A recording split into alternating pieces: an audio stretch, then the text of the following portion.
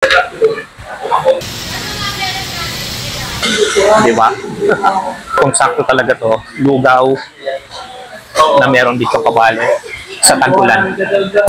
Malayo pa, ramdam na ang yanig. 2 pounds, what you see is what you gonna get. 2 pounds, ang dibdib mo ay napubunit. 2 pounds, the name that you never ever gonna forget. 2 pounds, malayo pa, ramdam na ang yanig. 2 pounds, what you see is what you gonna get. 2 pounds, ang dibdib mo ay napupunit. 2 pounds, the name that you never ever gonna forget. Pag gantong umuulan, di ba, ang masarap maglugaw.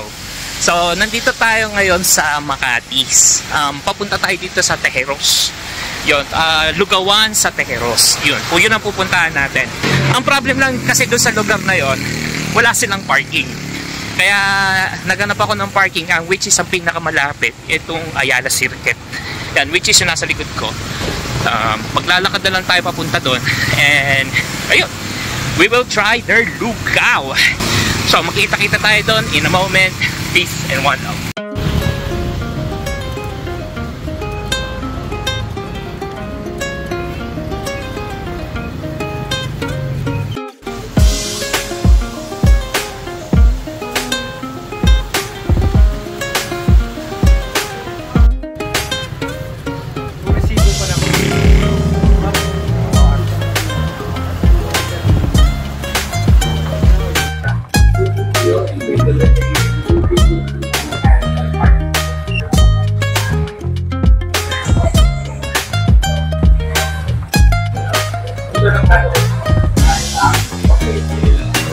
So ito yung ano nila, lugaw with litsong kawali.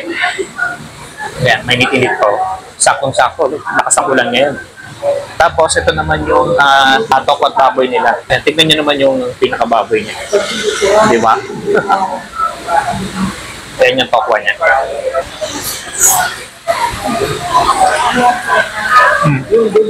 Hindi pa rin nagbabago yung luto nila. Pare-parehas naman ng lugaw. Pero depende kasi sa nagluluto ng lugaw. May iba kasi pag nagluto ng lugaw, masyado nang masabaw. Nawawala na yung kanin niya, yung ganyan. Diba? Saktong-sakto talaga to, lugaw na meron dito kabale sa tag-ulan.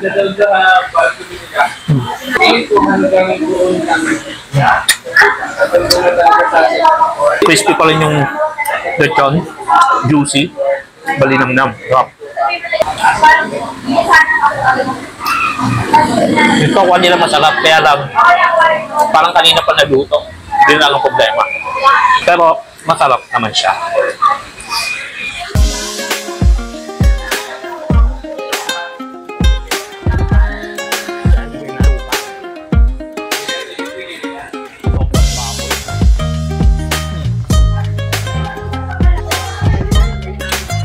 So kung naghahanap kayo ng lugaw dito sa vicinity ng Makati, dito yan yung lugawan sa Tejeros. Dito siya sa along Chino Roses, Tejeros, Makati City. Kayo, saan yung favorite ng mga lugawan nyo na pwede ko rin puntahan, di ba?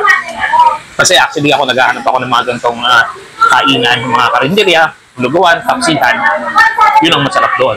At para sa inyong information po, hindi lang lugaw ang sinaserve nila, meron din sila mga fans dito. May mga tapsi din sila. Yun nga lang, wala silang yung isang in-order ko, yung lumpiang toge. Mamaya pa daw, gutom na tayo. Kaya pwede na to, laban na. Kung umabot na kayo dito sa video na to, don't forget to like, follow, and share, and comment na rin. And paki-comment na rin po saan yung mga masasarap na pwede kong puntahan na lugawan. O kahit anong kainan, rinderya, tapsihan na pwede natin kainin. So hanggang dito na lang tayo. I'll see you next time. Peace and one.